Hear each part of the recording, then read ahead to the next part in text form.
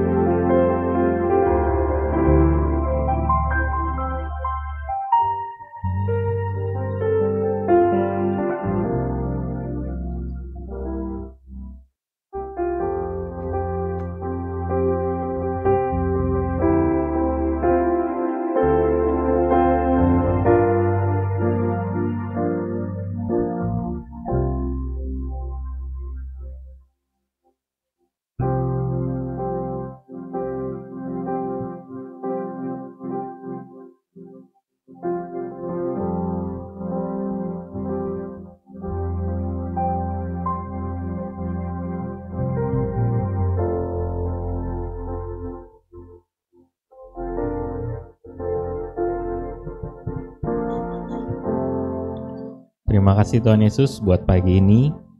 Terima kasih untuk kesempatan kami masih bisa bangun pagi ini. Kami masih bisa menikmati satu hari lagi dalam hidup kami. Dan kami masih bisa datang di Alberta. Kami masih bisa bertemu dengan saudara-saudari kami di sini. Dan kami masih bisa beribadah pagi ini. Kami tahu ini semua hanya karena anugerah Tuhan saja. Karena itu Tuhan, kami tidak akan sia-siakan kesempatan ini.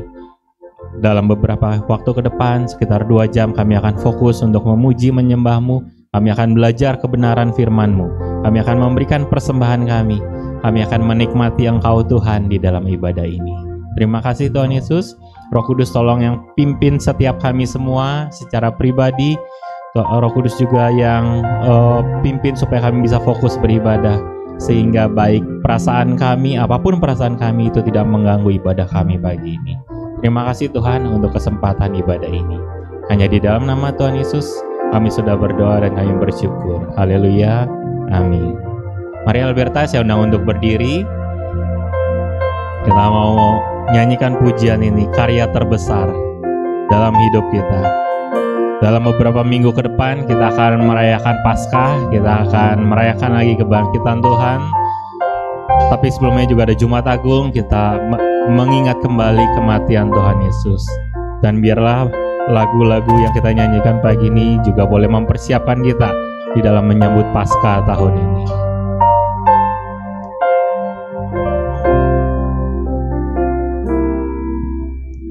Kasih yang terindah, hati yang mulia,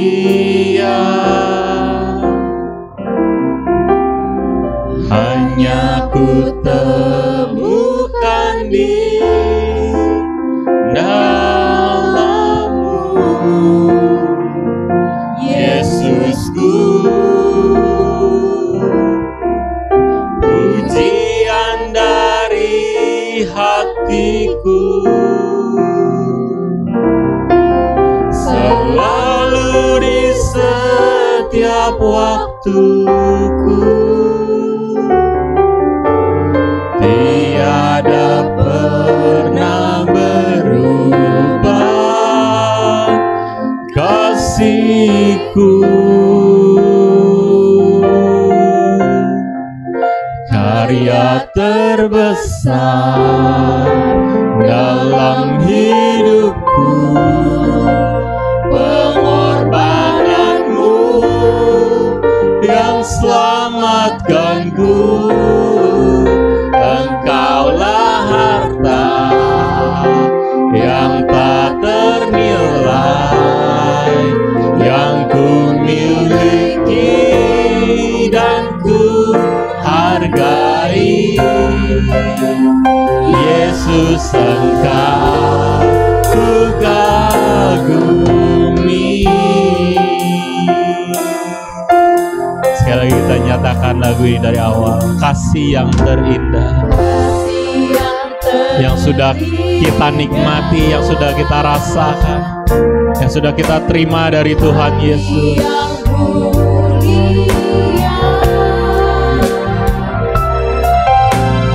Hanya ku temukan di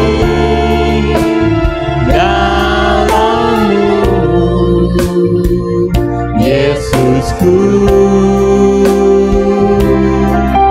Pujian dari hatiku selalu di setiap waktuku, tiada pernah berubah kasih-Ku. Terima kasih Tuhan untuk karya terbesar yang kami nikmati dalam hidup kami. Pengorbanan-Mu, kematian-Mu menghidupkan kami. Engkau satu-satunya Tuhan, Engkau saja dan tiada yang lain.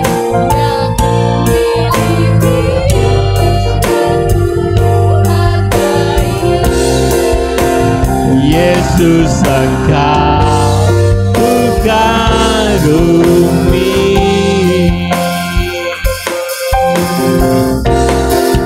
Karya terbesar dalam hidupku, pengorbanan-Mu yang selamatkanku. Engkaulah harta yang tak ternilai, yang ku miliki dan ku hargai. Yesus, Engkau ku kagumi. Karya terbesar dalam hidupku, pengorbanan-Mu Tuhan yang selamatkan kami.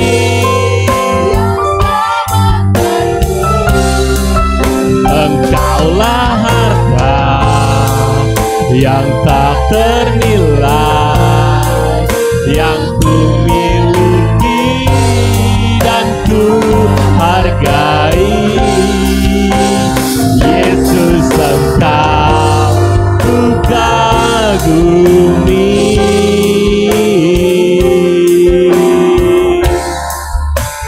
Terima kasih Tuhan untuk pengorbanan-Mu, untuk kematian-Mu, untuk penderitaan yang Kau tanggung, untuk salib yang Kau pikul, untuk dosa yang Kau tebus, untuk kami yang Kau sucikan, yang Kau kuduskan, yang Kau basuh dengan darah-Mu. Terima kasih Tuhan, terima kasih untuk semuanya itu. Kami bersyukur, kami naikkan pujian kami, kami sembah Engkau Tuhan yang begitu baik, begitu dahsyat, begitu dekat, begitu mengasihi kami. Terima kasih Tuhan. Haleluya, haleluya. Kami mau terus naikkan syukur kami Tuhan, karena Kau sudah melakukan yang terbesar dalam hidup kami. Karya terbesar dalam hidupku, pengorbanan-Mu yang selamatkanku. Engkaulah harta yang tak ternilai, yang ku miliki dan ku hargai. Karya terbesar, karya terbesar dalam hidupku, pengorbananmu yang selamatkanku. Engkaulah harta yang tak ternilai, yang ku miliki dan ku hargai. Yesus Engkau, Yesus Engkau, ku kagumi.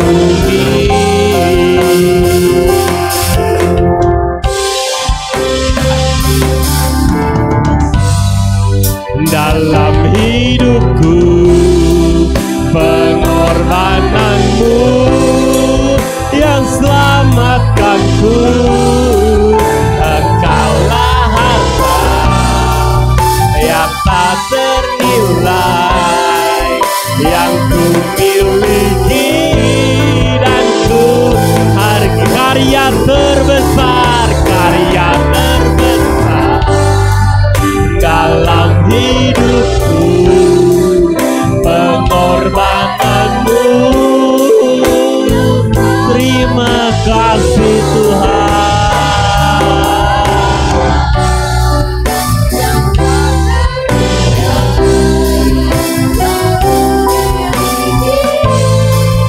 Engkau yang kami kagumi, Yesus Engkau ku kagumi. Yesus Engkau ku kagumi. Yesus Engkau ku kagumi.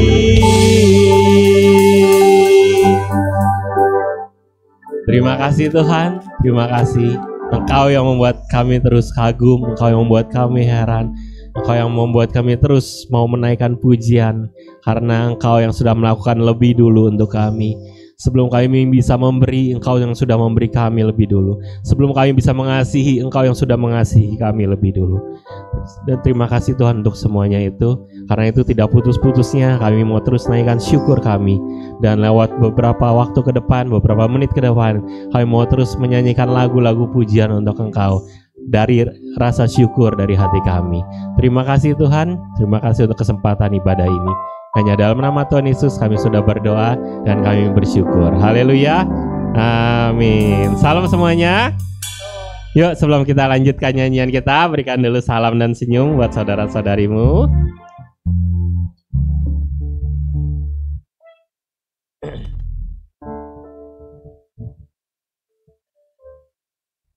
Oke, semuanya bersuka cita? Semua bersuka cita? Amin. Hari ini yang khotbah bukan cuma Ibu Pendeta, tapi jabatan baru juga, Ibu RT. Congrats CL, udah jadi Ibu RT. Yuk, Alberta, kita mau nyanyikan pujian kita. Allah mulia. Bunyi sangkakala telah terdengar. Umat pilihan Tuhan dipanggilnya.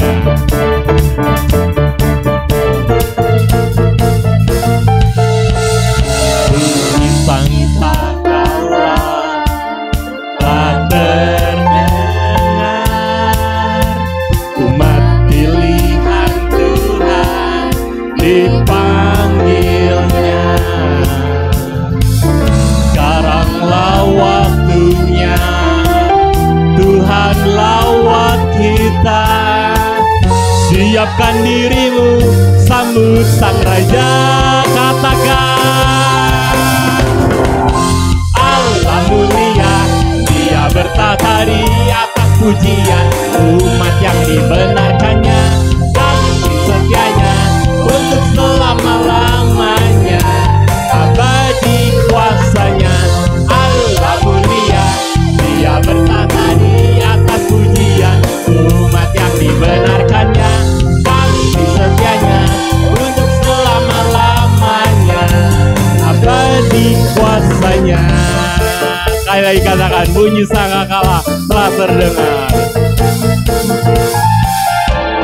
Bunyi sangkakala telah terdengar. Umat pilihan Tuhan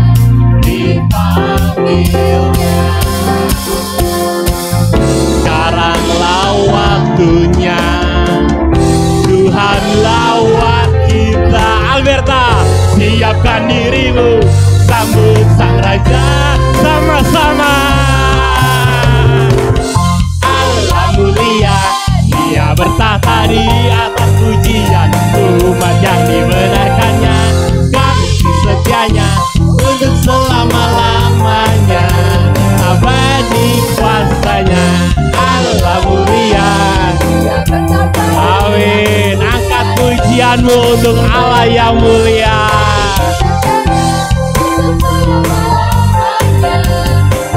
Lagi katakan, Allah mulia, Dia bertahta di atas pujian. umat yang dibenarkannya, kasih setianya untuk selama-lamanya. Abadi kuasanya, Allah mulia, Dia bertahta di atas pujian. umat yang dibenarkannya, kasih setianya untuk selama-lamanya. Abadi kuasanya, Allah mulia. Amin. Hanya untuk Engkau Tuhan pujian kami. Abadi kuasanya, sambutlah Raja damai.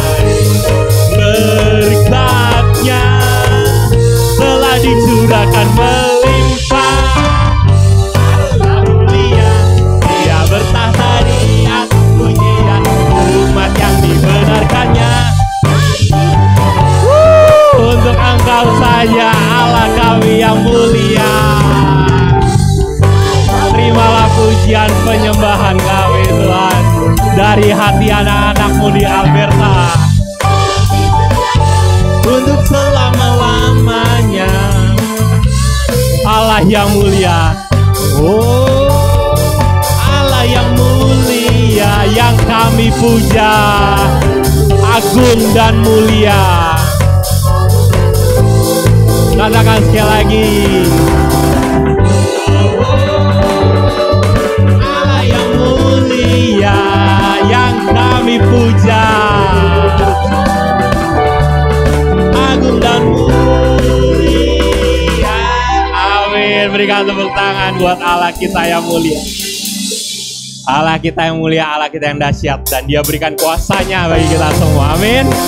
Katakan, ku diberi kuasa.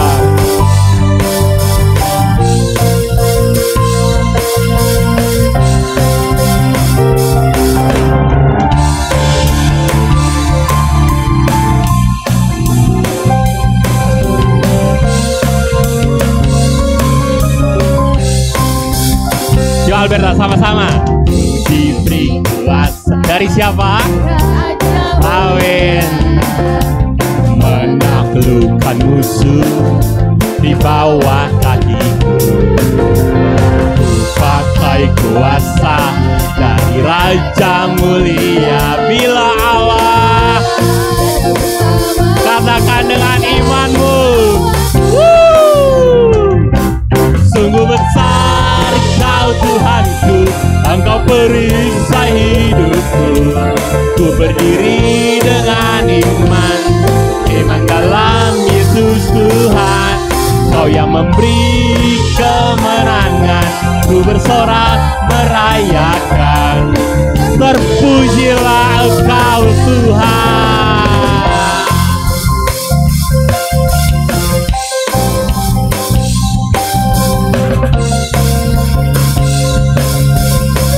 Yuk sama-sama katakan, ku diberi kuasa dari Raja mulia. Menaklukkan musuh di bawah kakiku. Ku pakai kuasa dari Raja mulia.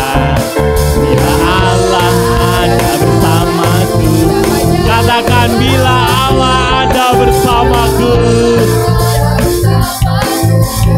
Sekali lagi Alberta, nyatakan, bila Allah bersama kita, tidak ada lawan kita. Sungguh besar Kau Tuhan. Ku berdiri dengan iman, iman dalam Yesus Tuhan. Kau yang memberi kemenangan, ku bersorak merayakan. Terpujilah Engkau Raja segala rah, sungguh besar. Kau Tuhanku, Engkau perisai hidupku. Ku berdiri dengan iman, iman dalam Yesus Tuhan. Ku bersorak merayakan, terpujilah Engkau Raja segala raja. Haleluya. Dia Raja yang mulia, Dia Raja yang menebus kita semua.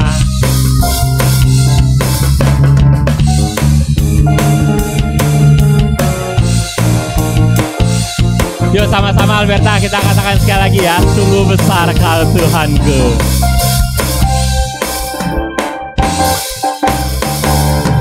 Sungguh besar Kau Tuhanku, Engkau perisai hidupku.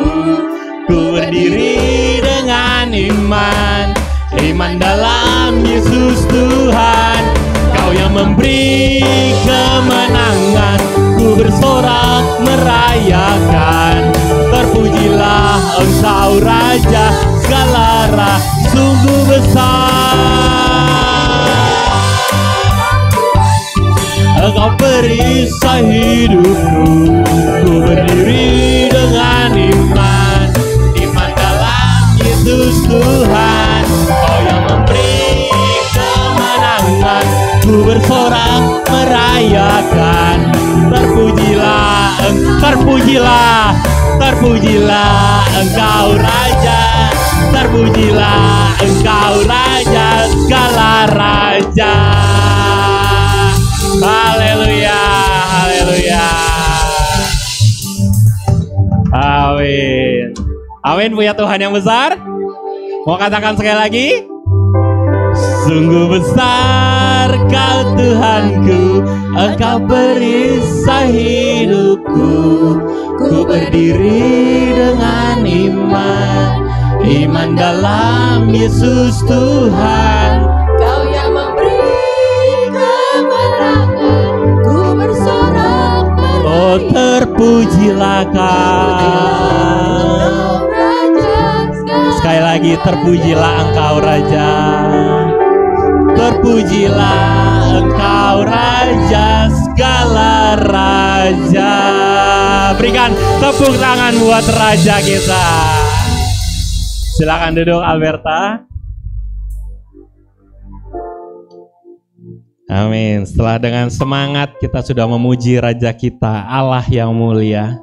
Dengan semangat juga kita mau dengarkan firman-Nya pada pagi ini.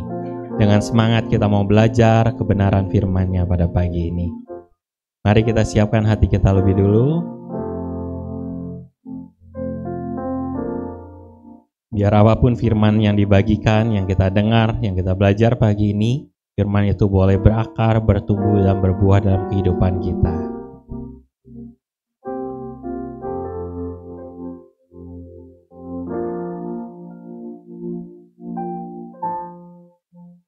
Terima kasih Tuhan untuk pagi ini. Kami sudah memuji dan menyembah-Mu. Kami akan naikkan satu lagu lagi sebelum firman Tuhan.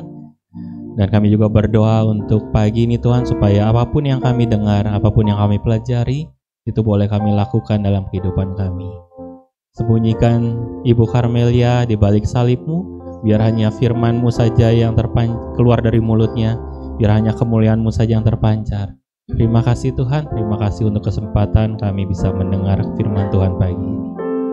Hanya dalam nama Tuhan Yesus kami siap belajar kebenaran-Mu. Haleluya, amin. Kita nyanyikan satu lagu terakhir,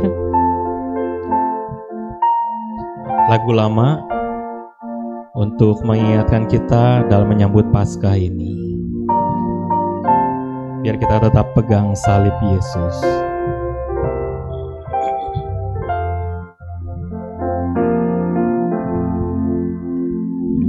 Di bukit yang jauh tampakkah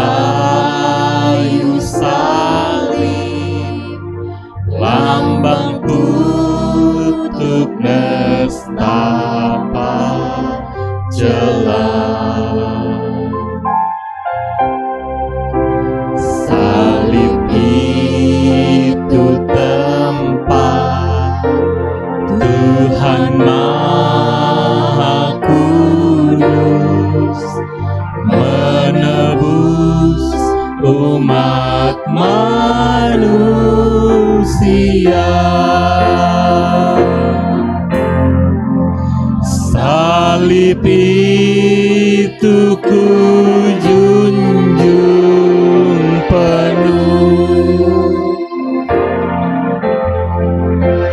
hingga tiba saat ajalku. Salib itu ku rangkul teguh dan mahkota kelak milikku.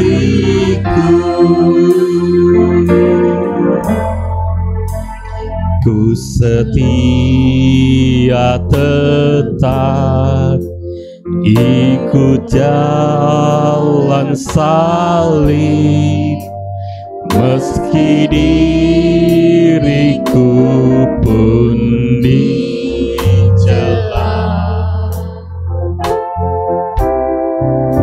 Satu saat kelak ku dibawa. Ini iman kami anak-anakmu di Alberta Tuhan.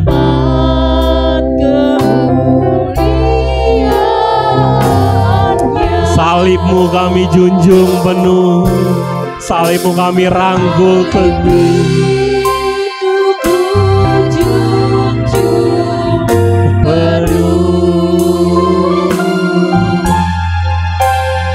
Hingga tiba saat ajalku. Salib itu ku rangkul teguh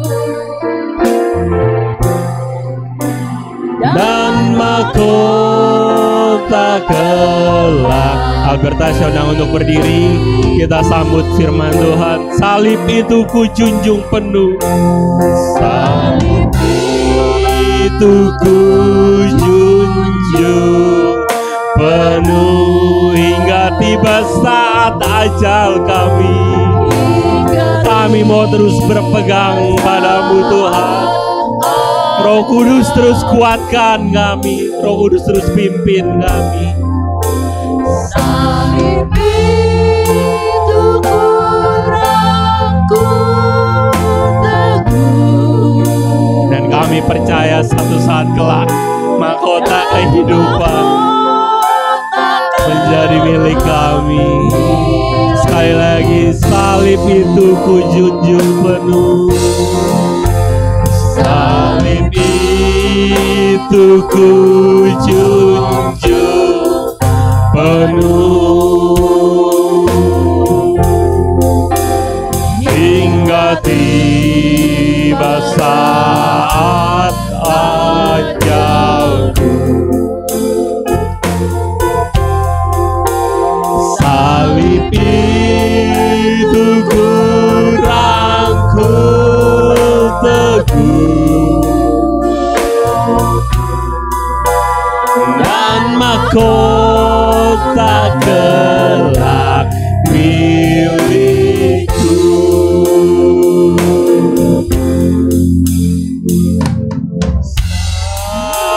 Salibnya,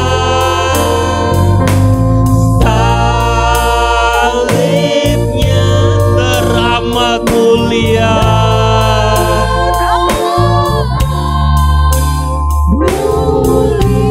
Terima kasih Tuhan untuk salib yang kau tanggung. Kau hapuskan dosa kami, kau sucikan kami.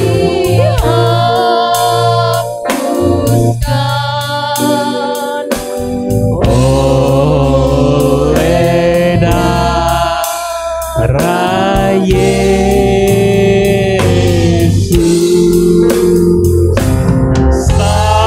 salibnya, salibnya teramat mulia.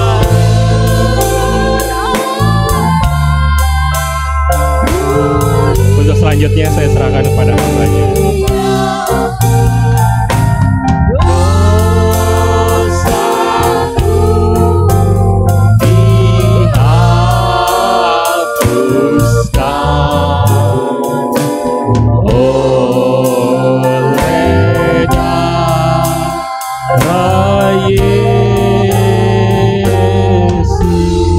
dosaku dihapuskan, dosaku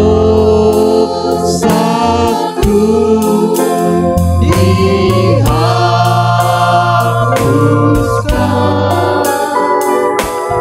oleh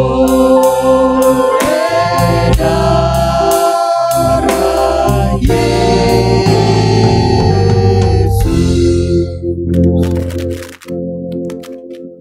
Bapa di dalam surga, bagi dunia salib adalah lambang kebodohan, lambang penghinaan.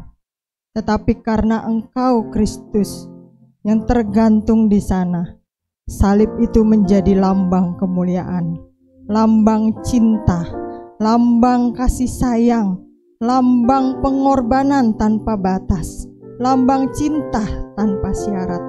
Itulah sebabnya dengan bersyukur kami bisa menyanyikan pujian ini. Salib-Mu yang akan kami rengkuh, yang akan kami peluk hingga ajal menjemput kami, sehingga kami bisa pulang ke rumah Bapa kami di dalam sorga. Saat ini Tuhan, ketika kami masih punya kesempatan untuk hidup di dalam dunia ini, biarlah kami mau terus bertumbuh di dalam iman pengenalan kami kepadamu, supaya jalan kami tetap lurus sesuai dengan kehendak Tuhan. Kami mengenal Tuhan yang kami sembah. Bapa di dalam surga, biarlah sesi pemberitaan firman-Mu ini kami undang Roh Kudus untuk berkarya, menjamah setiap hati kami, membuka pikiran kami, supaya setiap benih firman Tuhan yang ditaburkan bisa jatuh di tanah yang subur, tidak menjadi sia-sia, tetapi membuat kami berakar kuat, bertumbuh dan berbuah, sehingga hidup kami sebagai orang-orang Kristen bisa berkenan di hadapan Tuhan. Terima kasih Bapa, hanya di dalam nama Yesus kami berdoa dan bersyukur. Yang percaya bersama kita katakan amin. Silakan duduk Bapak Ibu Saudara. Selamat pagi.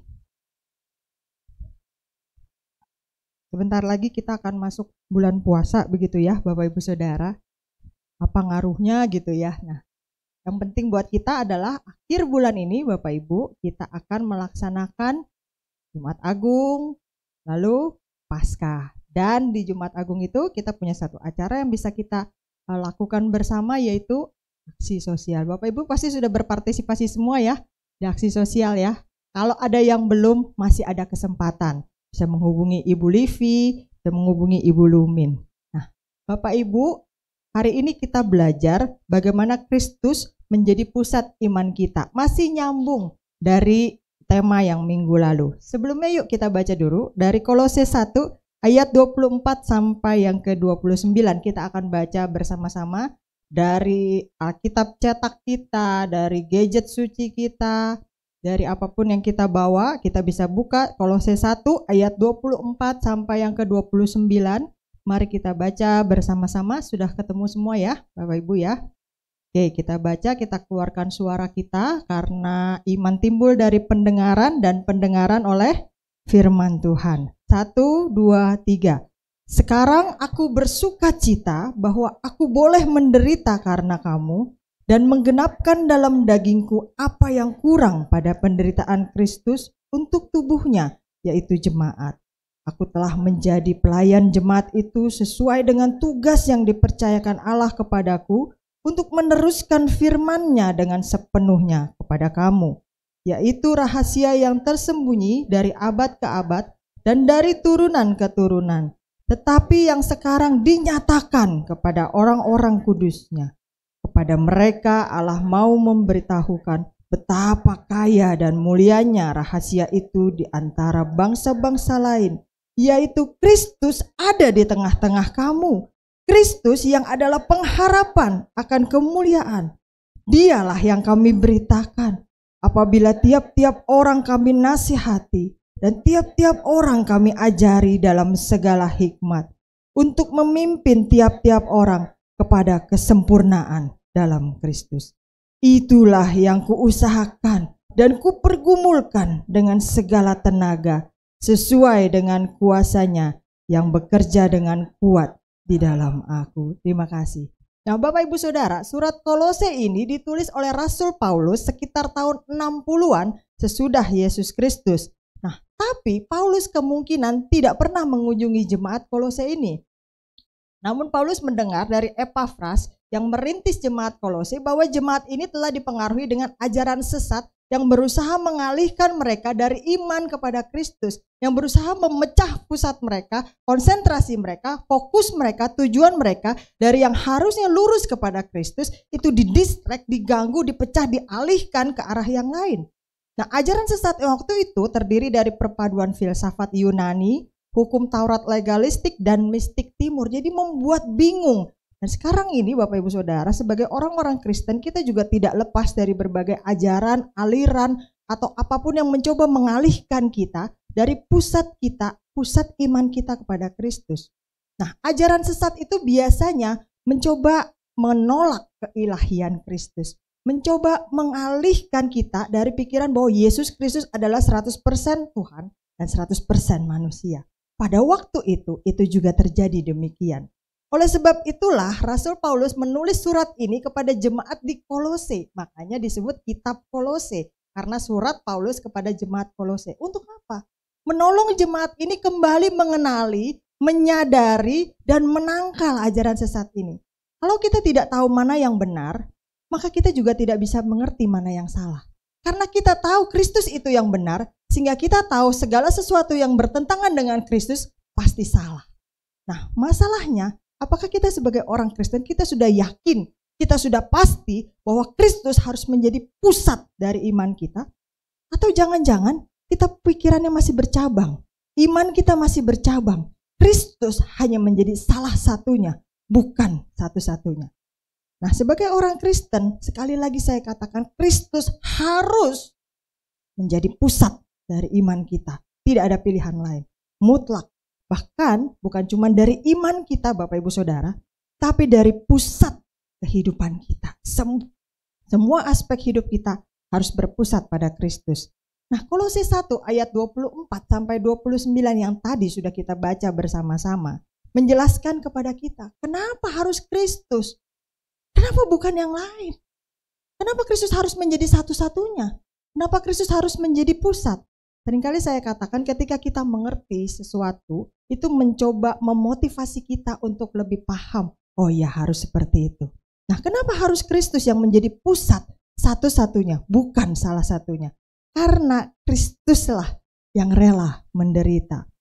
Jadi bagi Kristus, dia tidak hanya membayangkan penderitaan itu seperti apa. Kristus tidak hanya menduga-duga seperti apa penyakit manusia, tidak. Kristus tidak hanya mencoba mengimajinasi seperti apa menjadi manusia, itu tidak. Tapi Kristus sendiri telah minggu lalu dikatakan inkarnasi menjadi manusia supaya bisa ikut merasakan penderitaan manusia. Pencobaan Tuhan Yesus di padang gurun, batu disuruh berubah menjadi roti. Bukankah itu juga yang kita alami kalau kita merasa lapar? Segala sesuatu tampaknya enak, tampaknya indah. Karena manusia yang merasakan lapar. Roh itu tidak. Yesus inkarnasi menjadi manusia supaya dia juga bisa ikut merasakan laparnya saya, Bapak, Ibu, dan Saudara. Dan waktu kita merasa lapar, rasanya kita bisa lakukan apa saja untuk membuat diri kita kenyang. Yesus tahu tentang hal itu. Dia bukan cuma membayangkan, oh kalau lapar kayak gitu ya kira-kira. Enggak.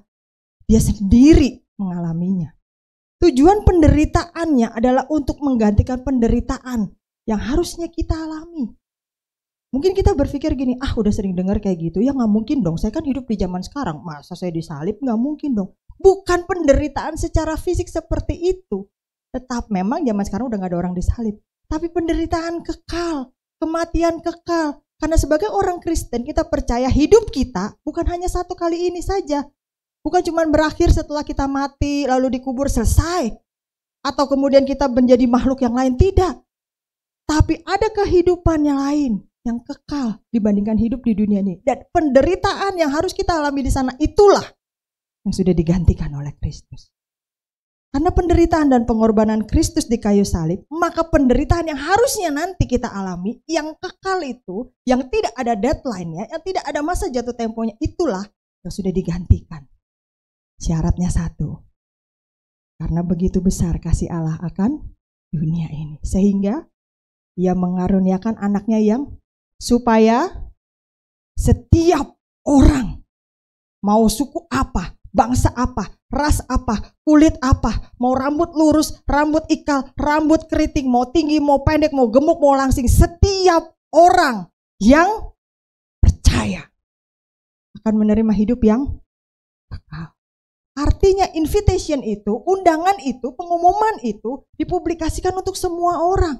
Siapa saja asalkan dia mau percaya bahwa Yesus adalah benar-benar Tuhan, diselamatkan. Penderitaan itu, hukuman itu sudah ditanggungkan oleh Kristus. Kalau di dalam hidup yang sekarang ini kita percaya sama Dia. Artinya punya modal dulu buat hidup yang akan datang. Mau bertobat sekarang, bukan nanti. Telat, Bapak Ibu Saudara. Ingat kisah Lazarus, pengemis yang miskin dengan orang kaya? Waktu mereka sama-sama mati, orang kaya itu bilang apa? Masuk ke tempat yang panas, kirimkanlah Lazarus untuk kasih tahu 5 lagi saudaraku. Dia bilang, gak bisa, udah telat. Artinya selama kita masa hidup ini latihan kita, persiapan kita. Buat apa? Buat hidup yang kekal. Nah, kenapa Kristus sampai rela disalibkan dan menderita menggantikan kita? Apakah Dia sosok yang sok jagoan, selalu pengen tampil menjadi pahlawan? Apakah Dia sosok yang ingin melakukan hal-hal yang heroik saja? Atau mungkin sosok yang gila hormat, gila pujian, sehingga Dia selalu mau membahayakan dirinya, melakukan sesuatu yang orang lain tidak mau lakukan, supaya Dia mendapatkan pujian untuk dirinya? Tidak, Bapak Ibu Saudara. Kenapa Yesus sampai rela disalibkan dan menderita menggantikan kita? Karena satu, Dia adalah gembala yang baik bagi kita, domba-dombanya. Yohanes 10 ayat yang ke-11, kita lihat. Yohanes 10 ayat yang ke-11. Sudah ketemu? Boleh saya minta tolong Diaken Pur membacakan bagi kita semua? Yohanes 10 ayat yang ke-11. Yohanes 10 ayat ke-11. Demikian firman Tuhan. Akulah gembala yang baik. Gembala yang baik memberikan nyawanya bagi domba-dombanya. Ya, terima kasih. Gembala yang baik, syaratnya apa? Memberikan nyawanya bagi domba-dombanya. Yesus adalah gembala yang baik. Dan Dia membuktikan dengan memberikan nyawanya bagi kita semua. Yang kedua, kenapa Yesus rela disalibkan? Dia bukan pahlawan kesiangan, tapi karena Yesus adalah sahabat yang paling setia bagi saya, Bapak, Ibu, dan Saudara, orang-orang yang berdosa. Kenapa disebut sahabat? Yohanes 15 ayat yang ke-13. Boleh saya minta tolong Bapak Teguh membacakan bagi kita semua? Yohanes 15 ayat yang ke-13. Silakan.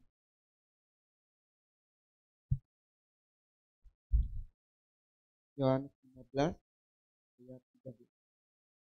Tidak ada kasih yang lebih besar daripada kasih seorang yang untuk sahabat-sahabat. Ya, terima kasih. Mungkin di dalam hidup ini kita punya banyak sekali kenalan. Lebih sedikit lagi punya banyak teman. Lebih sedikit lagi punya sahabat. Lebih sedikit lagi punya hopeng, besti, sahabat yang benar-benar baik. Di dalam suka dan duka, enggak cuma happy-happy doang. Yesus adalah sahabat yang tidak pernah meninggalkan kita. Betapapun berdosanya kita, betapapun bersalahnya kita, betapapun seringkali kita tidak berdoa, kita malas ibadah, kita tidak baca Alkitab, kita jatuh di dosa yang sama berulang-ulang, Yesus tidak pernah meninggalkan kita. Manusia bisa menghakimi kita, lu mah kartu mati, udah gak bisa berubah, dari dulu emang anak sial, tuh di Kuamia juga jelek, lu mah udahlah, ini mah cacat di dalam keluarga. Yesus gak pernah menghakimi kita seperti itu. Dia sahabat yang mendampingi kita, orang-orang berdosa. Dia tahu kelemahan kita, tapi justru Dia tetap setia ada di samping kita. Tidak ada kasih yang lebih besar dari seorang sahabat yang memberikan nyawanya bagi sahabatnya. Nyawanya aja Dia berikan, masa yang lain Dia gak kasih? Itu suatu bukti dia benar-benar mau jadi sahabat kita. Yang ketiga, kenapa Yesus rela disalibkan dan menderita menggantikan kita? Efesus 1 ayat yang ke-7. Efesus 1 ayat yang ke-7. Boleh saya minta tolong Diaken Shanti Devi membacakan bagi kita semua? Efesus 1 ayat yang ke-7. Efesus 1 ayat ke-7. Sebab di dalam Dia dan oleh kita beroleh penebusan, yaitu pengampunan dosa menurut kekayaan kasih karunia. Ya, terima kasih. Jadi alasan ketiga, kenapa Yesus mau rela menderita menggantikan kita? Sekali lagi, bukan pahlawan kesiangan atau sosok yang sok-sokan melakukan hal heroik.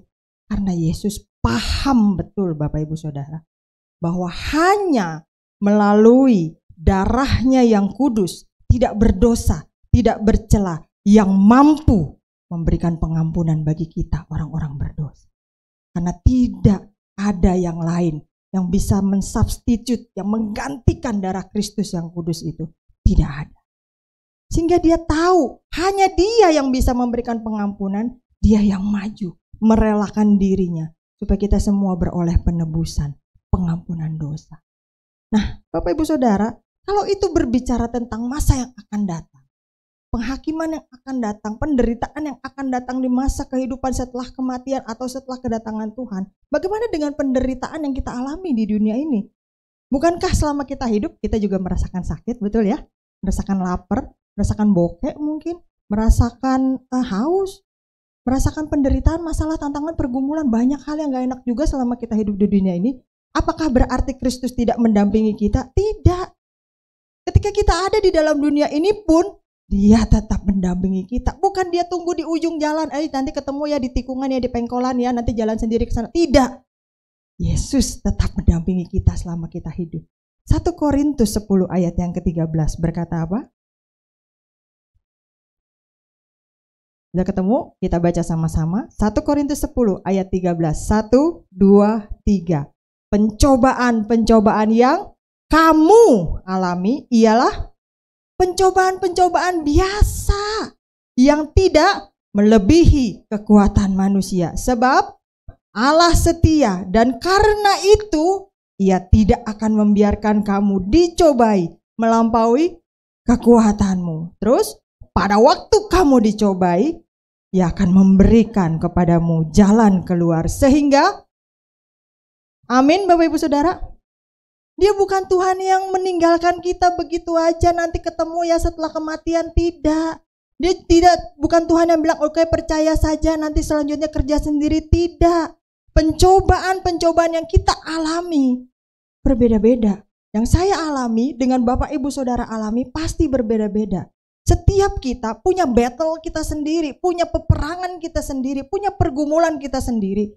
Tapi Alkitab mengatakan tidak akan pernah melebihi kekuatan kita. Selain itu masih ada backingnya. Allah setia dan karena Dia setia, Dia akan menjaga supaya pencobaan itu tidak akan pernah melampaui kekuatan kita. Setiap kita. Dan pada waktu kita dicobai ada lagi bonusnya. Dikasih jalan keluar supaya kita bisa menanggungnya. Jadi artinya Bapak Ibu Saudara, seberapa berat pun penderitaan kita, sakit, penyakit, masalah, tantangan, pergumulan selama kita hidup di dunia ini, pasti kita bisa menanggungnya. Karena apa? Yesus berjanji menyertai kita, memberikan jalan keluar. Jadi Tuhan Yesus adalah pusat dari semua kitab Injil, dari Alkitab yang tebal yang Bapak Ibu Saudara bawa-bawa dan dibaca. Dari semua kisah-kisah yang ada di Alkitab yang diceritakan berulang-ulang oleh guru sekolah minggu kepada anak-anak sekolah minggu agar bertumbuh di dalam firman Tuhan. Yesus yang menjadi pusat dari semuanya itu. Dia yang memberikan keselamatan bagi umat manusia, itu inti dari berita Injil. Dia membiarkan tubuhnya dihancurkan, ditimpakan semua murka, semua dosa, bahkan kengerian dari api neraka itu ditanggung olehnya. Semua akibat dosa itu Yesus tanggung. Sehingga apa? Dengan semua bukti-bukti tersebut, pengorbanannya, Dia rela menderita. Karena Yesus yang harus menjadi pusat iman kita untuk mendapatkan kepercayaan kita. setelah semua yang dia lakukan, harusnya dia memang pantas menjadi pusat iman kita. Karena Yesus memberikan bukti, bukan hanya janji. Yang kedua, Kristus harus menjadi tujuan dari iman kita. Ketika kita mengendarai kendaraan, biasanya kita punya tujuan tertentu. Sehingga jalan kita enggak ngaco kemana-mana. Contohnya, mau pergi ke kantor, kita udah bayangin, lewat jalur A, macet. Lewat jalur B, macet, tapi lebih sedikit titik-titik tertentu aja. Lewat jalur C, lebih lancar, tapi muter, kilometernya lebih jauh. Jadi harus lewat mana? Kenapa kita bisa punya perencanaan seperti itu? Karena kita tahu tujuan kita mau kemana. Pernahkah Bapak Ibu Saudara mengendarai kendaraan hanya berputar-putar karena nggak tahu mau kemana? Pernah, Bib? Sering ya? Oh sering. Mau ke kantor gitu. Kantor di Rawamangun ya? Dari sini ke Bogor dulu gitu kan. Karena bingung, oh masih kepagian gitu ya.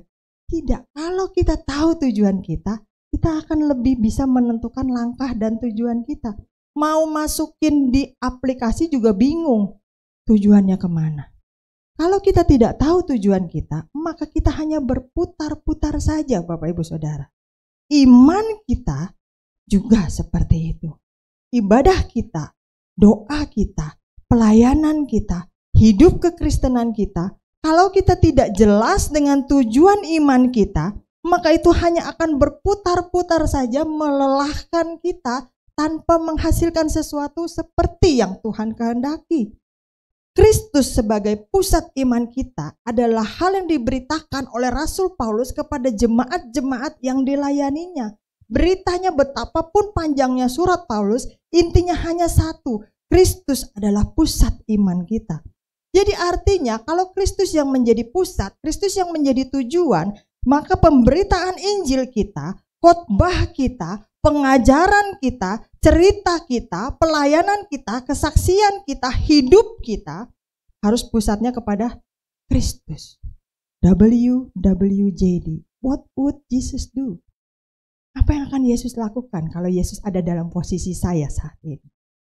Nah, dengan mengajar dan menasihati tiap-tiap orang percaya, sesama rekan kita, sesama orang percaya, maka kita bisa terus mengingatkan satu sama lain bahwa Kristus yang menjadi pusat iman kita, bukan hal-hal lainnya, bukan jabatan di dalam gereja, bukan jabatan di dalam hal tertentu, tetapi Kristus yang harus kita beritakan.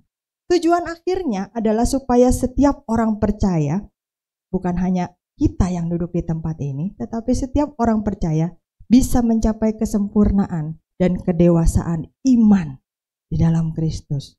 Nah, sama seperti yang Rasul Paulus beritakan bahwa imannya dia pusatkan kepada Kristus, sehingga Kristus yang terus dia bicarakan, Bapak Ibu Saudara. Kristus yang terus dia sampaikan. Dan bukan cuma Rasul Paulus sekian ribu tahun yang lalu yang harus melakukan itu. Bapak Ibu Saudara, ada yang orang Kristen di sini boleh angkat tangan? Gak ada yang Kristen ternyata di sini. Dari tadi saya khotbah bukan sama orang Kristen. Boleh angkat tangan yang orang Kristen? Amin. Merasa gak sih bahwa panggilan kita bukan cuma buat duduk di gereja ini, Bapak Ibu Saudara? Merasa gak sih bahwa panggilan kita bukan cuma terkungkung dalam tembok-tembok seperti ini? Merasa gak sih bahwa panggilan kita itu memberitakan Injil dan kesaksian pribadi kita tentang Kristus? Bukan cuma tentang rumah sakit atau dokter yang berhasil Tuhan pakai untuk menyembuhkan kita. Bukan cuma bercerita tentang orang-orang yang Tuhan taruh untuk menyelamatkan kita dari krisis ekonomi yang pada saat itu kita alami. Tetapi tentang Kristusnya yang berada di balik itu semua.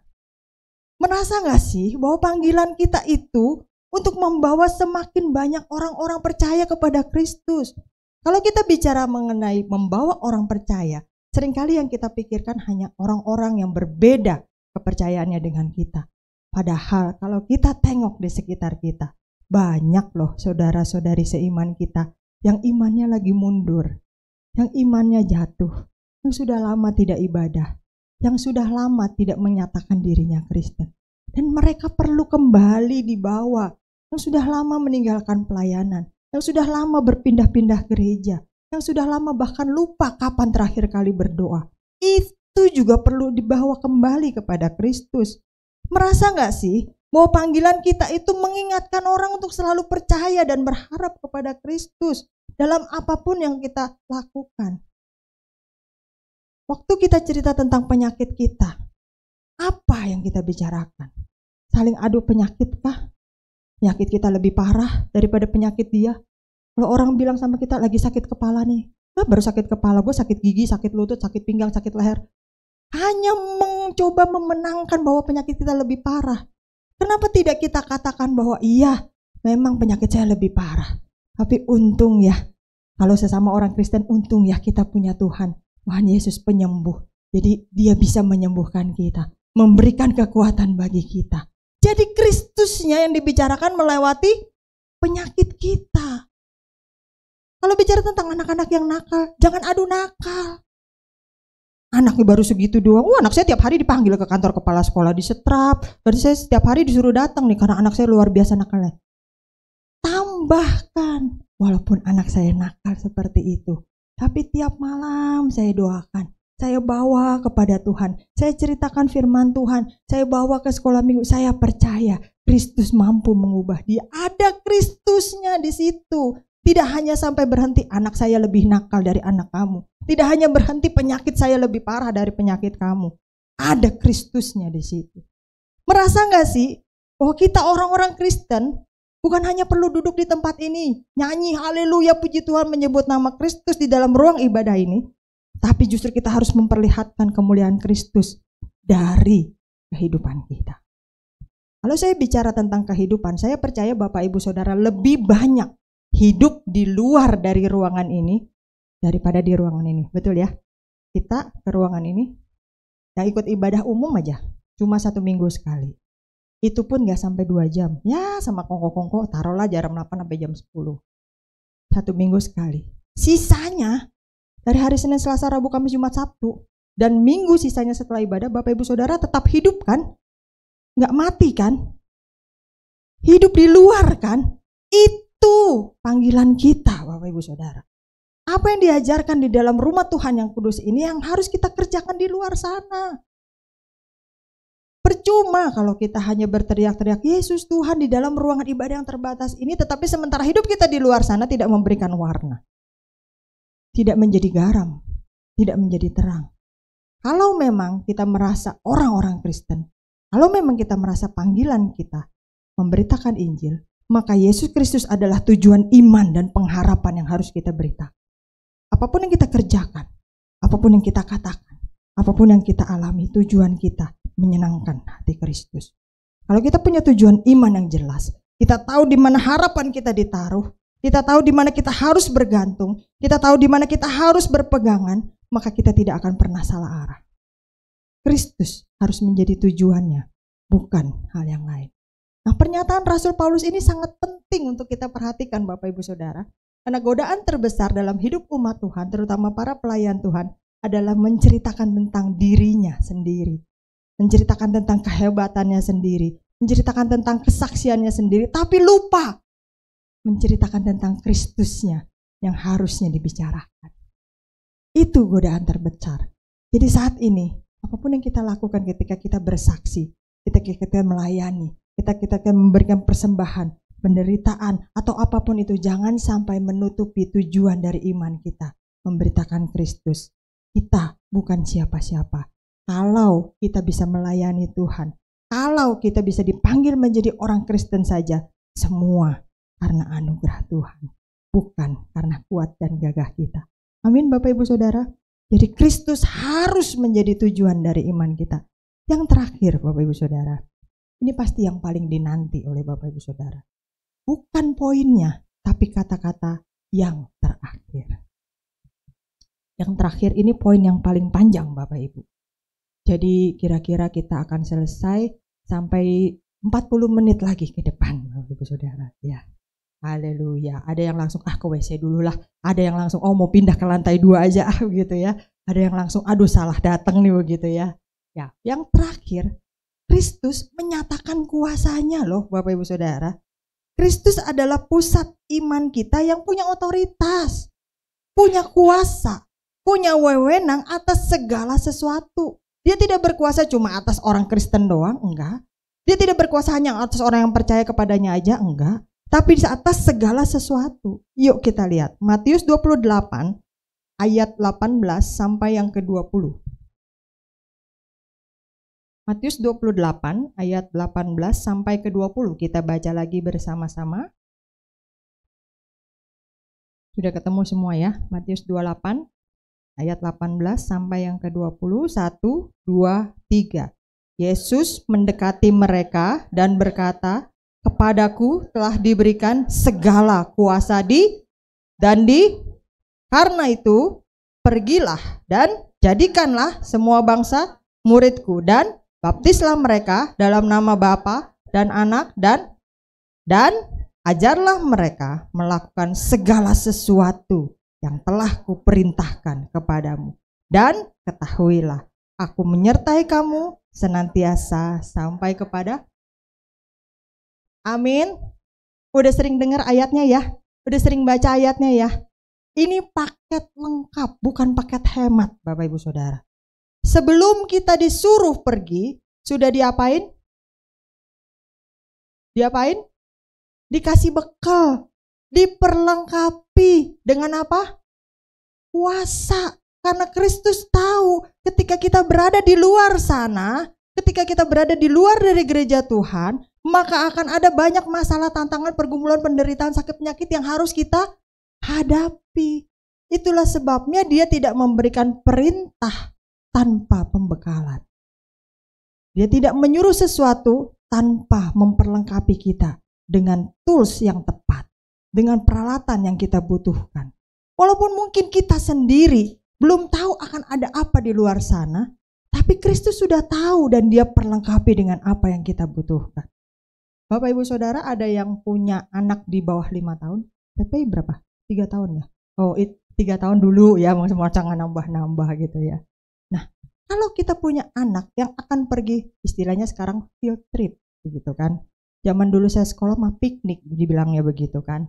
Nah, kalau di bawah 5 tahun, "Mami, besok kata ibu guru mau naik bis, disuruh bawa minum." Mungkin anak itu yang memperhatikan, dia bisa mengulang apa yang dikatakan gurunya. Bawa minum, bawa ini, bawa itu. Tapi kalau yang gak perhatikan, mau pergi field trip aja dia gak ngomong. Mamahnya tahu dari grup WA, besok mau pergi field trip begitu kan. Tapi sebagai orang tuanya, kita pasti akan mempersiapkan apa yang anak itu butuhkan. Betul? Walaupun anak itu gak mikir. Kalau nanti nanam padi di sawah, perlu ganti baju karena terjun ke sawah itu penuh lumpur. Pasti habis itu perlu mandi mungkin atau cuci-cuci, perlu bawa anduk kecil, perlu bawa baju ganti. Kalau pergi keluar rumah itu perlu bawa botol minum. Kalau perginya seharian kira-kira berapa yang perlu dibawa. Itu yang beresin siapa? Yang ngebekelin siapa? Tetangganya? Bukan. Mamahnya atau papahnya atau orang tuanya atau orang rumahnya lah. Kenapa orang dewasa yang melakukan itu? Kenapa bukan si anak yang usianya 5 tahun ke bawah itu? Anak playgroup atau anak TK? Karena mereka belum ngerti. Betul. Mereka nggak tahu apa yang akan mereka hadapi di sana. Tapi kita orang dewasa tahu apa kira-kira yang akan terjadi di sana. Itulah sebabnya kita perlengkapi mereka, kita bekali mereka. Yesus juga seperti itu, Bapak Ibu Saudara. Kita nggak tahu apa yang akan kita hadapi ke depan. 5 menit lagi akan terjadi apa kita nggak tahu. Tapi Yesus tahu. Sehingga sebelum dia bilang pergi, sebelum dia izinkan kita melakukan sesuatu sesuai perintahnya, dia bekali dulu dengan kuasanya. Dan itu sudah lebih dari cukup. Kuasa di sorga dan di bumi, mau apa lagi? Lengkap. Dan setelah itu kita baru diutus melakukan sesuatu. Pergi, jadikan semua bangsa muridku. Baptislah dan sebagainya. Lalu dibilang ajarlah mereka melakukan segala sesuatu. Jangan dipilih-pilih firman Tuhan. Ngajarin yang enak aja, yang berkat aja. Tuhan itu memang baik. Dia pemaaf dan pengampun. Tetapi dia seperti mata uang. Ketika kita melakukan dosa, tetap ada hukumannya. Ketika kita melakukan kehendaknya, tetap ada berkatnya. Itu tidak pernah bisa berubah. Tetapi justru karena keadilan Tuhan, ketika hukumnya dia tidak rubah, dia berikan anaknya mendampingi kita melakukan sanksi dari hukuman dosa itu. Itulah keadilan Allah. Ajarlah segala sesuatu yang telah kuperintahkan kepadamu. Makanya baca Alkitabnya. Bapak Ibu Saudara, saya senang sekali anggota ABA 2024 ini sangat banyak begitu ya. Lebih banyak dari tahun-tahun kemarin. Tapi Bapak Ibu Saudara, di sisi lain saya juga berpikir ini belum melewati 3 bulan pertama Bapak Ibu Saudara. Jadi masih masa promosi begitu ya. Nah biasanya itu akan makin menyusut. Biasanya itu kalau di gereja lain ya Bapak Ibu Saudara. Kalau di Alberta enggak gitu ya. Beda gitu. Tapi kayaknya yang di gereja lain kadang ibadah di sini juga Bapak Ibu ya. Nah, dan ketahuilah bukan cuma disuruh, udah disertai sampai kepada akhir. Jadi sudah dibekali, dikasih perintah dan pasti bisa melakukannya karena udah ada bekalnya, pasti aman dan disertai juga sampai akhir zaman. Kalau kita orang tua juga kadang-kadang ada yang nggak percaya, anaknya masih kekecilan, baru 3 tahun, nanti gimana ganti bajunya, gurunya mana bisa handle begitu banyak anak-anak begitu kan. Aduh anak saya nggak bisa diem, akhirnya orang tuanya ikut piknik. Padahal sebenarnya emang orang tuanya yang pengen, nah bukan saya yang ngomong ya Bapak Ibu Saudara ya, emang mamahnya aja yang kurang piknik biasanya. Jadi mamahnya kadang daftar duluan gitu, anaknya mah enggak gitu ya. Jadi langsung daftar, 3, anak saya 1 lagi ikut numpang piknik begitu ya. Nah, Bapak Ibu Saudara, kalau orang tua aja udah dibekalin, udah dilengkapin, masih mendampingi, bagaimana dengan Tuhan yang lebih mengetahui segala sesuatu? Walaupun sudah dibekali dengan kuasa, dia tahu bahwa kita manusia berdosa yang penuh kelemahan, bisa gagal loh, bisa bandel loh, bisa membantah loh, dia tahu. Bisa mager loh. Dia tahu di tengah perjalanan dan proses itu dia tahu bahwa kita akan mengalami jatuh dan bangun Bapak Ibu Saudara. Itulah sebabnya dia dampingi kita supaya kita pasti sampai ke tujuan dengan aman dan nyaman. Jadi Bapak Ibu Saudara, Kristus menyatakan kuasanya bukan untuk membuat pelayanan kita kelihatan hebat. Tapi Kristus menyatakan kuasanya, membekali kita setiap orang percaya dengan Roh Kudus-Nya, supaya kita bisa menyelesaikan perjalanan iman kita dengan aman dan selamat. Melakukan apa yang Tuhan mau sepanjang kita diberi kesempatan untuk hidup di dunia ini. Kuasa itulah yang membuat saya, Bapak, Ibu, dan Saudara bisa bersaksi, bahkan berjuang melakukan tugas-tugas yang Tuhan panggil untuk kita kerjakan dalam hidup kita masing-masing. Membawa jiwa, menceritakan Injil Kristus kepada orang-orang yang kita kenal. Karena seringkali kepada orang yang kita kenal, yang kita omongin bukan Kristus. Yang kita omongin bisnis, makanan, dan hal-hal lainnya, anak, keluarga. Kita lupa bahwa justru orang-orang yang sering ketemu dengan kita itulah, mungkin mereka belum pernah mendengar Injil atau perlu kembali diingatkan kepada Kristus. Dengan kuasa itulah kita berjuang untuk hidup kudus, Bapak Ibu Saudara, mematikan dosa dalam hidup kita, sehingga kuasa itu bisa bekerja dengan penuh. Dengan kuasa itulah kita bisa memberitakan Injil kepada banyak orang. Supaya apa? Walaupun Bapak Ibu Saudara tidak semuanya berdiri di mimbar ini, tapi Kristus terpancar dari hidup kita. Bukan karena kita orang suci, orang saleh, tapi karena ada kuasa yang bekerja memampukan kita. Amin Bapak Ibu Saudara. Rasul Paulus sudah merasakan indahnya kasih Kristus itu. Sehingga dia gak mau lagi ragu, dia yakin harus kerja keras, memberitakan kasih Kristus yang indah itu, supaya orang lain juga mengalaminya. Karena setiap jiwa berharga bagi Kristus. Karena merekalah, karena setiap jiwa itulah Kristus rela menderita. Kolose 1 ayat yang ke-29 yang tadi sudah kita baca, akan saya ulangi dengan versi bahasa Indonesia masa kini. Kolose 1 ayat 29 versi BIMK, untuk mencapai hal itu saya bekerja keras. Saya berjuang dengan seluruh tenaga yang diberikan Kristus kepada saya dan yang bekerja dalam diri saya dengan penuh kuasa. Nah, Bapak Ibu Saudara, Mari kita jadikan Kristus sebagai pusat dari iman kita, bahkan pusat dari seluruh kehidupan kita. Sebagaimana sepantasnya posisi penghormatan yang harusnya Yesus terima setelah semua yang Ia kerjakan bagi kita. Kristus yang rela menderita dan menerima hukuman dosa menggantikan kita. Kristus yang harus menjadi tujuan dan harapan iman kita, sehingga hidup kekristenan kita tidak salah arah, tidak bingung, tidak ragu. Kristus sudah memberikan kuasa sehingga kita bisa mengerjakan tugas-tugas kita sebagai orang Kristen selama hidup di dunia ini. Amin Bapak Ibu Saudara. Mari kita sama-sama berdiri. Boleh kita naikkan satu pujian yang tadi pertama kita naikkan.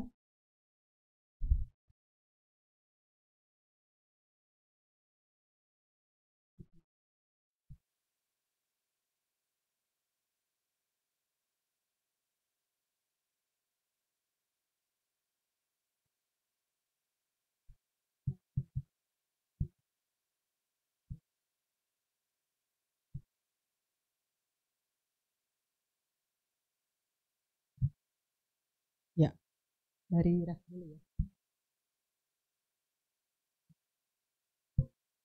Karya terbesar dalam hidupku, pengorbananmu yang selamatkanku. Engkaulah harta yang tak ternilai, yang ku miliki dan ku hargai. Yesus, Engkau ku kagumi. Sekali lagi katakan, karya terbesar dalam hidupku. Dalam hidupku, Pengorbananmu ya Tuhan, pengorbananmu yang selamatkanku. Engkaulah harta yang tak ternilai, yang ku miliki dan ku hargai. Yesus, Engkau ku kagumi. mari kita katakan, kasih yang terindah. Kasih yang terindah,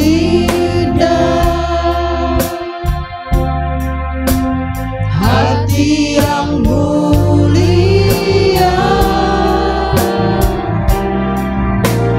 hanya ku temukan di dalam-Mu, Yesusku. Katakan dengan sepenuh hatimu, dari hati kami yang terdalam ya Tuhan. Selalu di setiap waktuku, tiada pernah berubah kasih-Ku. Katakan karya terbesar ya Tuhan. Dalam hidupku, Terima kasih Tuhan. Haleluya. yang selamatkanku. Engkaulah harta yang tak ternilai, yang ku miliki dan ku hargai. Yesus, Engkau ku kagumi. Katakan Yesus, Engkau ku kagumi. Yesus, Engkau ku kagumi. Katakan dengan sungguh-sungguh, Yesus, Kau ku kagumi. Engkau ku kagumi. Bapa di dalam surga, kami hanya bisa mengucap syukur kepadamu untuk semua kasih yang terindah yang pernah kami rasakan di dalam hidup kami Tuhan. Bahwa kami orang berdosa, kami orang yang cacat, Kami orang yang terbuang, kami yang dianggap kartu mati, kami yang mungkin dikucilkan dari keluarga kami yang dianggap sampah masyarakat, kami mungkin berada pada level terendah dalam strata sosial di lingkungan kami, tapi Tuhan justru menganggap kami sahabat. Tuhan justru menganggap kami domba-dombamu. Tuhan justru mati menderita bagi kami. Bapa di dalam surga, tidak pernah kami rasakan kasih yang lebih indah daripada kasih yang tulus seperti kasih-Mu. Kasih yang hanya memberi dan tidak pernah harap kembali. Kasih yang memberi tanpa syarat. Untuk itulah kami mau menjadikan Engkau, dan memang sudah seharusnya Engkau menjadi tujuan, pusat dari iman percaya kami. Yesus Kristus Tuhan, bukan yang lain. Bapa di dalam surga, ampuni kami kalau selama ini kami sudah ribuan kali bahkan jutaan kali mendengarkan khotbah tentang pengorbanan-Mu, bahkan merayakannya berulang kali, sehingga seolah-olah itu menjadi hal yang biasa bagi kami, tidak lagi mengena di hati kami. Tapi mulai hari ini Tuhan, kami mau meresapi setiap kali kami mendengar, setiap kali kami membaca, setiap kali kami merenungkan tentang penderitaan dan pengorbanan-Mu. Kami mau meresapinya sehingga kami bisa selalu bersyukur kepadamu bahwa ada sosok pribadi Allah yang luar biasa yang rela untuk melakukan hal itu bagi kami, orang-orang berdosa yang sebenarnya bisa saja dimusnahkan begitu saja, tapi Engkau rela menyelamatkan kami. Bapa di dalam surga, ampuni kami kalau selama ini tujuan iman Kristen kami melenceng ke kiri dan ke kanan. Mulai hari ini Tuhan, kami mau buat komitmen yang baru. Tujuan kami hanya satu. Tujuan iman kami percaya kepada Yesus Kristus Tuhan, satu-satunya Tuhan dan Juru Selamat di dalam hidup kami. Tidak ada yang lain. Kami tidak ingin lagi mendua hati. Kami tidak ingin lagi coba-coba yang lain. Kami tidak ingin lagi punya alternatif. Hanya Yesus. Sekali Yesus, tetap Yesus. Bapa di dalam surga, terima kasih. Engkau lebih paham dari kami. Sebelum kami hidup di dunia ini, sebelum kami berusaha berjuang dengan iman kekristenan kami, sebelum kami berjuang melakukan segala sesuatu yang Tuhan perintahkan, Engkau perlengkapi kami dengan kuasa-Mu. Engkau perlengkapi kami dengan peralatan yang tepat. Engkau perlengkapi kami dengan segala sesuatu yang kami butuhkan, bahkan sebelum kami merasakannya atau bisa mengerti tentang hal itu. Dan kami percaya Tuhan, Engkau tetap mendampingi kami sesuai dengan janji-Mu sampai kepada akhir zaman atau sampai kepada ajal menjemput kami. Terima kasih Tuhan. Pagi ini kami kembali diingatkan, memang surat-surat Rasul Paulus sulit untuk dimengerti dengan bahasanya yang sangat tinggi. Tetapi biarlah Roh Kudus yang memperjelas setiap kami yang sudah mendengarkan firman-Mu. Apa-apa yang masih kurang, biarlah Roh Kudus yang memperjelas. Roh Kudus yang terus mengajar kami. Roh Kudus yang terus memperlengkapi kami, membimbing kami, bahkan membangkitkan kami ketika kami gagal dalam melakukan firman Tuhan dan terjatuh. Roh Kudus yang akan terus mengingatkan kami bahwa kami harus menjadi orang-orang yang percaya dan memberitakan Kristus di dalam hidup kami. Bapa di dalam surga, terima kasih. Untuk hari ini kami bisa mendengarkan firman-Mu. Kami percaya Roh Kudus-Mu juga yang akan memampukan kami untuk melakukan apa yang sudah kami dengar pada hari ini.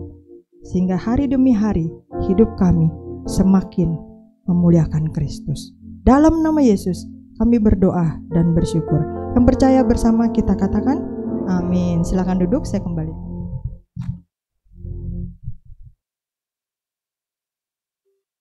Saya yakin kita semua diberkati oleh firman Tuhan pagi ini. Saya atas nama seluruh jemaat dan juga Ibu Gembala mengucapkan terima kasih untuk pelayanan CL. Tuhan Yesus memberkati. Mari sekarang kita mau berikan persembahan kita kepada yang bertugas. Saya undang untuk maju.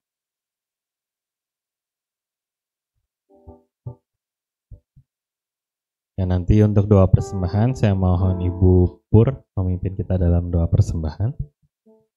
Mari kita bersatu dalam doa. Bapa di dalam surga, terima kasih Tuhan untuk kehadiran-Mu, untuk kelawatan-Mu, jamahan-Mu Bapa. Terlebih kami sudah mendengar sebagian dari kebenaran firman-Mu, suara-Mu yang Kau perdengarkan lewat hamba-Mu Pendeta Armelia. Bapa di dalam surga, kalau sebentar kami juga akan diberikan kesempatan untuk memberikan yang terbaik buat Engkau. Karena Engkau yang terlebih dahulu memberikan yang terbaik buat kami, Bapa. Ajar kami untuk memberi dengan hati yang tulus dan penuh sukacita. Karena itu yang Kau ingini dalam hidup kami. Bapa, berkati juga tangan-tangan yang memberi maupun yang belum dapat memberi, Bapa. Bapa, kami berdoa juga Tuhan untuk kedua hamba-Mu yang melayani kolektan pada pagi hari ini, Pak Budiman dan Ibu Tri, dengan berkat yang khusus. Terima kasih Bapa, terpujilah nama-Mu. Dalam nama Yesus kami berdoa dan syukur. Haleluya. Amin. Amin.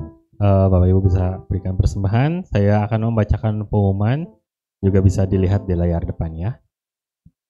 Pertama-tama, apakah ada di antara jemaat yang baru pertama kali hadir bersama kami beribadah di tempat ini? Kalau ada, mohon kesediaannya berdiri sebentar. Tidak ada ya. Oke, berikutnya. Keluarga besar GBI Alberta mengucapkan terima kasih kepada Pendeta Carmelia Suryanto yang telah menyampaikan firman Tuhan dalam kebaktian umum hari ini. Tuhan Yesus memberkati keluarga dan pelayanan Ibu. Terima kasih juga kepada semua pelayan yang telah setia melayani dalam kebaktian umum hari ini. Tuhan Yesus memberkati. Nanti setelah ibadah ini pada pukul 10.30 ada Alberta Kids. Mari kita juga bisa bawa anak atau cucu kita untuk mengikuti kebaktian sekolah minggu di Alberta ini. Untuk kaum wanita, hari Selasa pada pukul 10 pagi, seperti biasa diadakan ibadah kebaktian kaum wanita. Dan hari Selasa besok tanggal 12 Maret, firman Tuhan akan dilayani oleh Diaken Yong Puriantini Handoko. Berikutnya untuk benteng doa GBI Alberta, setiap Jumat pada pukul 10 pagi, mari kita ikut bersama untuk bisa berdoa bersama. Dan acara ini terbuka untuk umum, kita bisa mengajak keluarga juga, tetangga atau teman untuk bisa saling menguatkan melalui doa kita. Untuk anak-anak muda, diajak hadir setiap hari Sabtu sore pukul 6 dalam kebaktian Alberta Youth Team. Dan hari Selasa besok tanggal 16 Maret diadakan acara sharing di dalam kelompok. Oh iya, Sabtu. Belibet. Lalu berikutnya minggu depan tanggal 17 Maret pukul 8 pagi firman Tuhan akan disampaikan oleh Evangelis Imelda Wiguna. Sama seperti setiap hari minggunya, pada pukul 10.30 juga akan ada Alberta Kids. Berikutnya, keluarga besar GBI Alberta mengucapkan selamat ulang tahun kepada saudara Filemon Devan yang berulang tahun tanggal 11 Maret, Ibu Lia Tania Teresia tanggal 13 Maret, ada Komala ya. Ibu Lia Tania Teresia Komala tanggal 13 Maret dan saudara Philip Kurniawan tanggal 13 Maret. Ya, selamat ulang tahun. Nanti pada tanggal-tanggalnya Bapak Ibu bisa kasih selamat ya. Nah, Ibu Lia yang ini kalau ada yang belum tahu nih, boleh berdiri Ibu Lia. Lalu berikutnya ulang tahun pernikahan juga Bapak Teguh sama Ibu Lia ini tanggal 16 Maret. Tuhan Yesus memberkati keluarga Bapak Teguh dan Ibu Lia. Lalu berikutnya untuk dana diakonia, seluruh jemaat diajak berpartisipasi dalam dana diakonia, baik sebagai donatur rutin atau temporer. Dana diakonia ini akan dipergunakan untuk membantu jemaat di Alberta, juga kunjungan ke pihak lain yang membutuhkan. Jemaat yang mau memberikan dana diakonia bisa menggunakan amplop ataupun juga transfer bank atau juga scan QR. Untuk dana diakonia ini Bapak Ibu bisa menghubungi Diaken Livi jika tergerak juga untuk menjadi donatur, terutama untuk donatur rutin. Terima kasih kepada para donatur yang sudah mempersembahkan. Ada PDM Wiwi Kartelia sudah mempersembahkan 400.000, CL 400.000, Diaken Livi 200.000, Ibu Esther Chong 400.000, Ibu Ika 50.000, Ibu Ellen 400.000, Ibu Ria Sanjaya 100.000, Ibu Esther Wiwin 300.000, Diaken Yong Puriantini 100.000, Ibu Mimi 100.000, dan Ibu Krisna Siagian 100.000. Terima kasih untuk dana yang sudah terkumpul, dan biarlah dana ini juga bisa menjadi berkat bagi jemaat tempat ini juga mereka yang membutuhkan. Berikutnya ada acara, setiap minggu ke-1 ya. Dan ketiga, itu kita habis Alberta, habis kebaktian. Minggu 1, 3, dan 5. Setiap habis kebaktian kita akan ongkoh dulu, ada snack di depan, ada juga minuman. Nah, bagi Bapak Ibu yang ingin menyumbang snack, nanti juga bisa menghubungi Diaken Lilumin dan Diaken Livi. Terima kasih untuk persembahan yang udah masuk sampai saat ini dari Ibu Melinda 100.000 dan Ibu Lisna Siagian 100.000. Secara berikutnya untuk Alberta Peduli edisi Jumat Agung. GB Alberta akan mengadakan aksi sosial ke Panti Ureda Rumah Misi pada hari Jumat tanggal 29 Maret 2024. Nah, tapi karena di sana terbatas tempatnya, jadi ini nggak dibuka buat semua jemaat umum. Nanti akan ada perwakilan dari tim BPG untuk kita pelayanan ke sana. Nah, bagi Bapak Ibu yang ingin menunjukkan kepeduliannya bisa bisa memberikan juga lewat dana diakonia. Terima kasih kepada Ibu Diaken Cianti Devi yang sudah mempersembahkan 4 bungkus Havermut. Ibu Lisna Siagian yang sudah mempersembahkan 300.000, Ibu Yuanita 500.000, dan Ibu Lisa Yuriko 350.000. Mari kita tetap dukung gereja kita melalui persembahan-persembahan kita. Bapak Ibu bisa menggunakan amplop ataupun ditransfer ataupun juga scan QR. Terakhir, kita jangan lupa untuk tetap berdoa bagi negara kita Indonesia. Setiap malam jam 9 dimanapun kita berada, kita luangkan waktu untuk bisa berdoa sejenak. Nah, semua pengumuman tadi Bapak Ibu bisa simak di Warta Digital, terutama buat para pelayan supaya bisa mempersiapkan diri di dalam pelayanannya. Oke, itu aja dari saya. Apakah ada tambahan? Nggak ada. Nah, saya undang kita semua bangkit berdiri. Kita akan akhiri ibadah kita dan nanti doa berkat akan dipimpin oleh Ibu Gembala. Kita nyanyikan kembali karya terbesar, refnya saja. Karya terbesar dalam hidupku, pengorbananmu yang selamatkanku. Engkaulah harta yang tak ternilai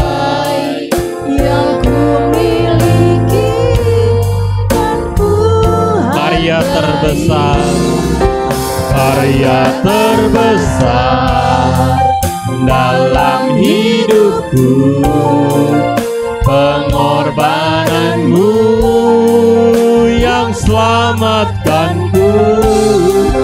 Engkaulah harta yang tak ternilai yang ku miliki dan ku hargai. Yesus, Engkau ku kagumi.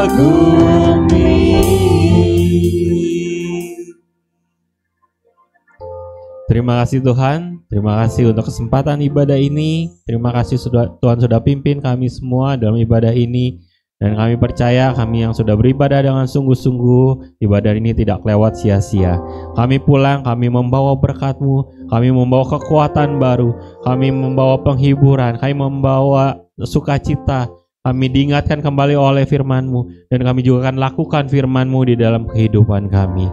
Tuhan juga tolong untuk hamba-Mu, Ibu Carmelia yang Tuhan sudah pakai menyampaikan firman-Mu di tempat ini. Tuhan juga yang akan terus memberkati dimanapun CL melayani. Dimanapun CL melayani, biarlah di situ nama Tuhan Yesus dimuliakan. Tuhan Yesus, kami juga mau berdoa buat teman-teman kami, saudara-saudari kami yang kami lihat nggak hadir pada pagi ini, mungkin dengan keperluan masing-masing, atau mungkin juga ada yang sedang sakit. Kami berdoa dimanapun mereka berada, Tuhan juga tetap menyertai, memberkati, sama seperti Tuhan memberkati anak-anak-Mu yang hadir pada pagi ini. Dan biarlah pada minggu yang akan datang, mereka bisa datang, kita sama-sama bisa beribadah, bertumbuh, dan berbuah di gereja ini.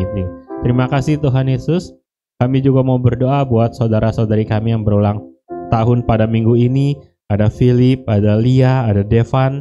Biar Tuhan Yesus yang memberkati mereka di hari ulang tahunnya. Juga untuk Teguh dan Lia yang merayakan ulang tahun pernikahan, Tuhan Yesus juga yang berkati. Biar mereka semua bisa menikmati ulang tahun mereka. Mereka melihat tahun-tahun yang sudah lewat, di mana Tuhan Yesus terus menyertai. Tuhan Yesus tidak meninggalkan, dan itu menjadi bekal mereka untuk tahun-tahun yang akan datang. Terima kasih Tuhan Yesus. Dan terakhir, kami juga mau berdoa buat semua anak-anak-Mu yang beribadah pada hari ini. dimanapun mereka berada, di tempat yang lebih kecil atau lebih besar, di tempat yang lebih nyaman atau lebih susah, lebih gak enak, tapi kami percaya Tuhannya tetap sama. Tuhan yang memberkati, Tuhan yang menghibur, Tuhan yang memberi kekuatan. Terima kasih Tuhan Yesus. Dan kami naikkan setiap doa ini hanya di dalam nama Tuhan Yesus saja. Tuhan, pulanglah dan terimalah berkat Tuhan. Turunlah kiranya atas saudara-saudara semua kasih karunia dan damai sejahtera dari Allah Bapa, pengampunan dan kasih sayang dari Tuhan Yesus Kristus, penghiburan, penyertaan, bahkan pimpinannya di dalam kuasa Roh Kudus menyertai kita sekalian, mulai saat ini sampai selama-lamanya. Di dalam nama Tuhan Yesus kami sudah berdoa dan bersyukur. Haleluya. Sama-sama kita katakan amin. Tuhan memberkati dan melindungi. Tuhan memberkatimu dan melindungimu. Tuhan menyinarimu dengan wajahnya, beri kasih karunia, hadapkan wajahnya dan beri damai sejahtera. Amin. Selamat hari Minggu, selamat bersatu teduh. Tuhan Yesus menyertai kita semua.